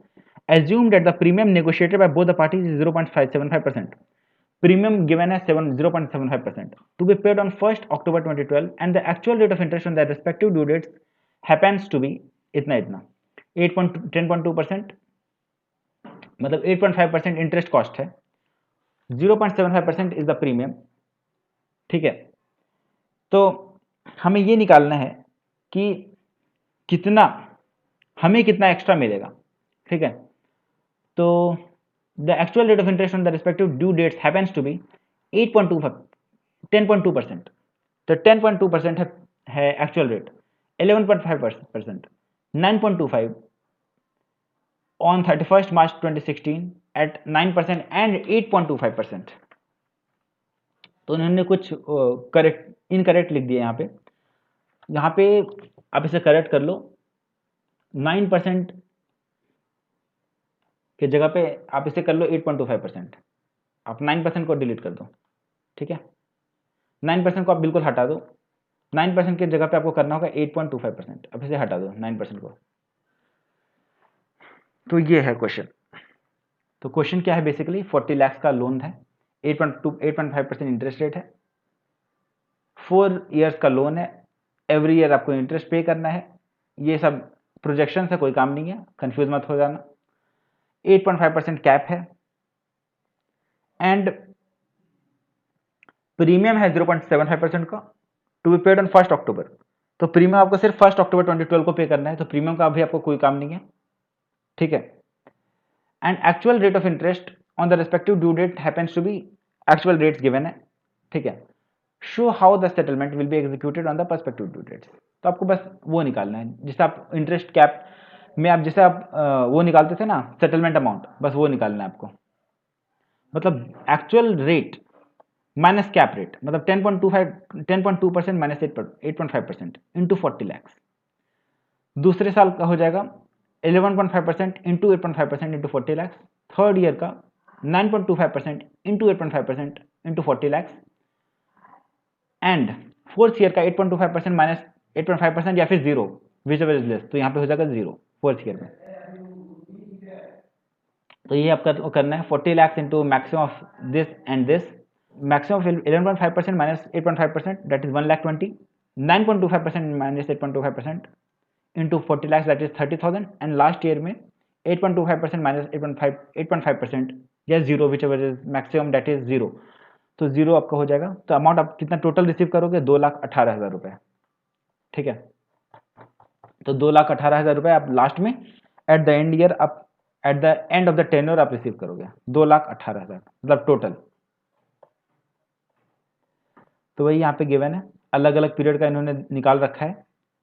68,000, नेक्स्ट ईयर में 1,20,000, देन उसके बाद 30,000 एंड देन उसके बाद जीरो। तो नेट अगर आपको फायदा निकालना कोई बोले तो आप कैसे निकालोगे, 2,18,000 माइनस प्रीमियम अमाउंट, ठीक है। तो इसी के साथ हमारा ये chapter interest rate risk management खत्म होता है अब। Thank you.